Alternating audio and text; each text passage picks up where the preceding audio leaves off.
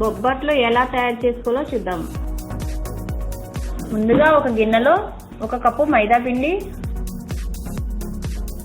కొంచెం సాల్ట్ వేసి నీళ్లు పోసుకుంటూ కలుపుకోవాలి. ఇప్పుడు ఇందులో 2 స్పూన్ల నెయ్యి వేసి కలుపుకొని ఒక 2 గంటలు నాననివ్వాలి.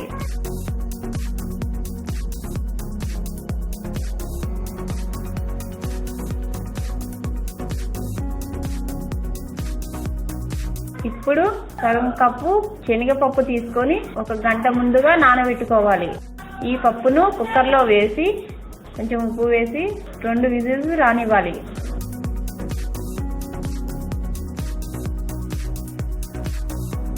పప్పు ఉడికింది, బాగా మెత్తగా ఉడకవసరం లేదు. ఇందులో 1/2 కప్పు బెల్లం ఇలా తురుముకొని వేసుకోవాలి. పచ్చిశనగపప్పు ఎంత తీసుకున్నామో బెల్లం కూడా అంతే తీసుకోవాలి. ఇది ఒకసారి కలుపుకొని మిక్సీ పట్టుకుందాం. ఇలా మెత్తగా పేస్ట్ లాగా చేసుకోవాలి. ఈ పేస్ట్ ని పాన్ లో వేసుకొని 1 స్పూన్ నెయ్యి వేసి 2 నిమిషాలు ఫ్రై చేసుకోవాలి. ఇలా ఫ్రై చేయటం వల్ల ఇందులో ఉన్న పచ్చివాసన పోతుంది. మనకి పూర్ణం రెడీ అయిపోయింది. వీటిని చిన్న చిన్న ఉండలుగా చుట్టుకుందాం. మైదా పిండి కూడా మెత్తగా నానింది.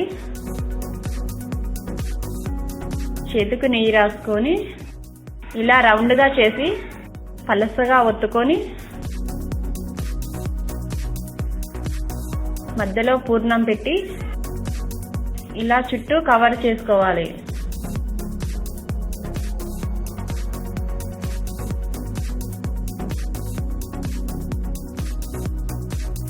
ఇప్పుడు కవర్కి నెయ్యి రాసి ఈ ఉండల్ని ఇలా బొబ్బట్లా ఒత్తుకోవాలి.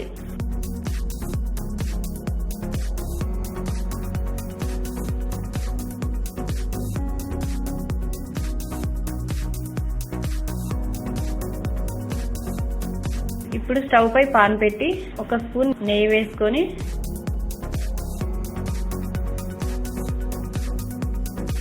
ఈ బొబ్బట్టును పెనంపై వేసి పైన నెయ్యి చల్లుకుంటూ కాల్చుకోవాలి.